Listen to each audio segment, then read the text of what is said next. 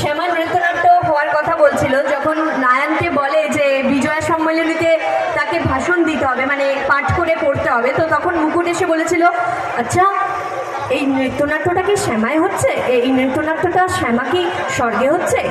আচ্ছা তাহলে যদি মানে শূর্পণখা যদি হতো শ্যামা, আর ওই মেঘনাথ যদি হতো উত্তীয়, আর বজ্রসেন যদি হতো কুম্ভকর্ণ, তাহলে কি রাজা রাবণ পাঠ করতেন?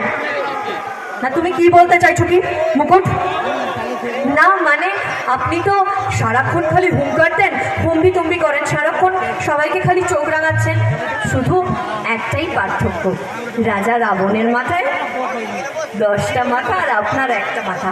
আপনি যদি মাথাটা লাগিয়ে হলুম হলুম করেন বা হুঙ্কার দেন আর দুটো দাঁত লাগিয়ে দেন, তাহলে কিন্তু আপনাকে ঠিক রাজা রাবণের